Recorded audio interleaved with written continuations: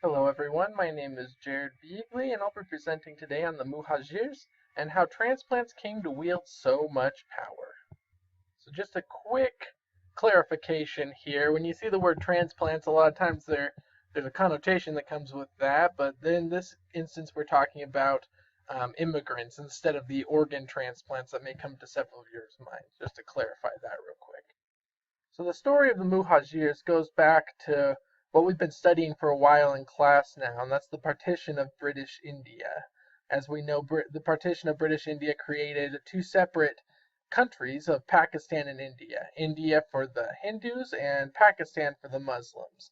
And over 14 million people were caught on the other side of the line from this group that they associated with. And so they had a massive immigration both ways, trying to get everybody situated out. And as we know, that was a very bloody and violent mess trying to get that whole thing situated out. And that's where our story kind of begins here. So just to clarify, muhajir is an Arabic word. It actually means immigrant. So the muhajirs are the group of people that came over from India to be with the Muslims in Pakistan and immigrated over with that group of people. Now, as is common with any people that immigrate to a new land, there was some discrimination that went on between the native Pakistani people and the Muhajirs that were moving into their territory. The people that had lived on this land before discriminated against the fact that these people weren't from the same heritage as them. They shared the same religion, but they came from all over the place, from Persia, from Middle Eastern Sufi, and Central Asia. They had darker skin in general than the people who lived on the land that had become this new country of Pakistan, but also kind of a jealousy factor. The Muhajirs had a real knack for politics. They were really, really good at taking control in that aspect of the political situation. Even despite their religious commonalities that they had with the Muslim faith, there still was a bunch of cultural difference. Like, for example, the native Sindhis, Punjabis, Balokis, and Pashtuns there all were based on a feudal and caste system. They'd kind of gotten used to that system, whereas the Muhajirs came from a community that didn't use either of those. And so it was tough to get them integrated, and the native people from Pakistan really fought hard not to allow the Muhajirs to integrate into their society. Now, the Muhajirs did not consider themselves to be outsiders coming in and imposing on these other people's land. They considered themselves to be people coming home to a promised land, a country that was finally made to allow Muslims to worship as they saw fit.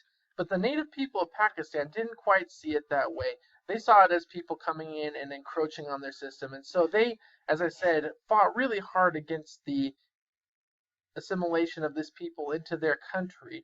And it got so bad that there were violent killings on the streets. There was tons of different stuff going on that was really, really kind of horrible.